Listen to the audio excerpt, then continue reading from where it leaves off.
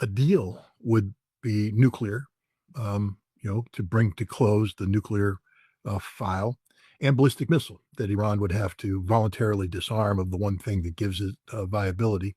Um, and um, and once they did that, then Israel would come in and finish them off.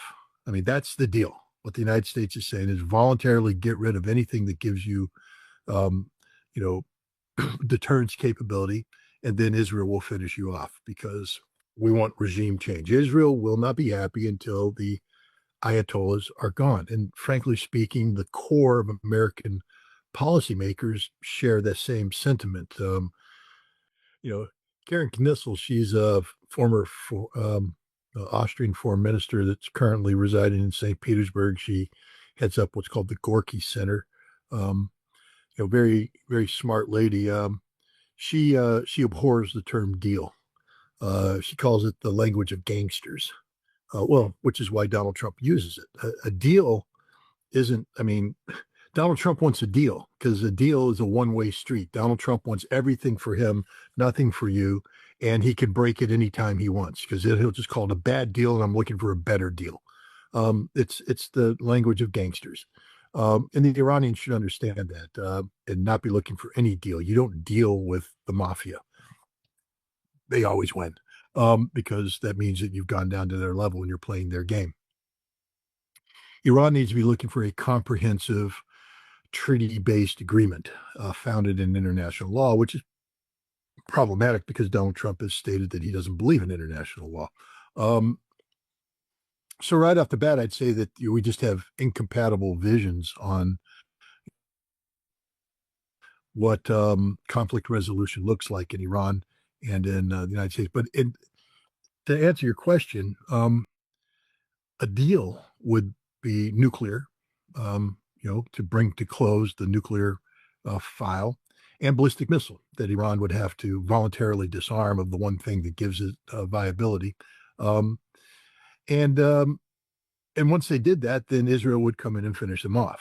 I mean, that's the deal. What the United States is saying is voluntarily get rid of anything that gives you, um, you know, deterrence capability, and then Israel will finish you off because we want regime change. Israel will not be happy until the Ayatollahs are gone. And frankly speaking, the core of American policymakers share that same sentiment. You know, they shouldn't have gone over the embassy walls in 1979 because when they did that, they taught an entire nation to hate them.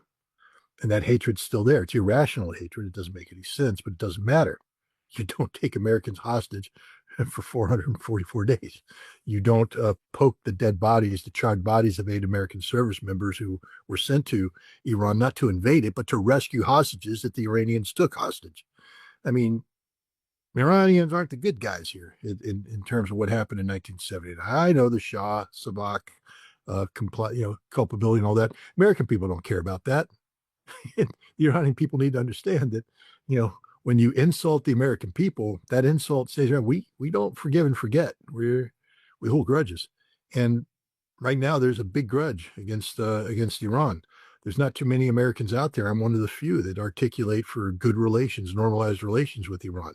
Um, Most Americans would be very happy to see the Ayatollahs go away, not because they know anything about the Ayatollahs or they know anything about how Iran functions, but because they have been programmed into linking the Ayatollahs with holding Americans hostage, taking an American embassy, a failed rescue mission, 8 dead Americans burned on the desert floor at Desert One.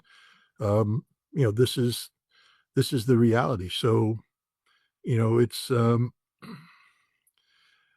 there should be no compromise on the part of the Iranians because the moment they compromise, the moment make a deal, it's over. You don't make a deal with the devil. You don't make a deal with the mafia, and you don't make a deal with Donald Trump. Again, the United States isn't as smart and clever as it thinks it is. The B-2 strike that was conducted gave away every American capability you can imagine. Um, when they talk about precision strikes, they're talking about penetrating Iranian airspace with B-2 bombers, with F-35s, with F-22s. That profile has been flown, has been captured, has been recorded. Every aspect of it has been assessed by Iranians and Russians and Chinese. Um, and if I were the Russians, I would say that my goal is to shoot down one or more B 2 bombers. Um, and prove once and for all that the concept of American um, supremacy, that America can't be touched, America is able to do anything it wants, is a fundamentally flawed concept. Now, if they do shoot them down, I hope the American air crews get out, are rescued by American search and rescue, and there's no prisoners of war and all that good stuff. But the point is, again, if I were advising Donald Trump, don't do this. You could be entering a trap because the Russians aren't going to sit back idly and let you bomb Iran. Russia's not going to respond directly. They're not going to go to war for Iran, but Russia's going to do everything they can to ensure that your military adventure is a failure, a fundamental failure. Um, and this is up to and including, the Iranians have the ability to hit American shipping in a way that no other nation that has recently fought the Americans could, including the Houthi.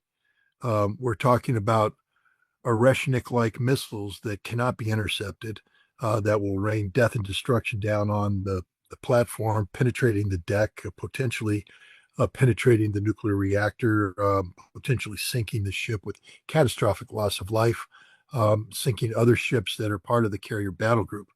Um, the United States has become very cocky, and we've become accustomed to inflicting harm on people without having harm inflicted on us. Um, I believe that the Russians and the Chinese are going to do everything possible to help the Iranians give the United States a bloody nose.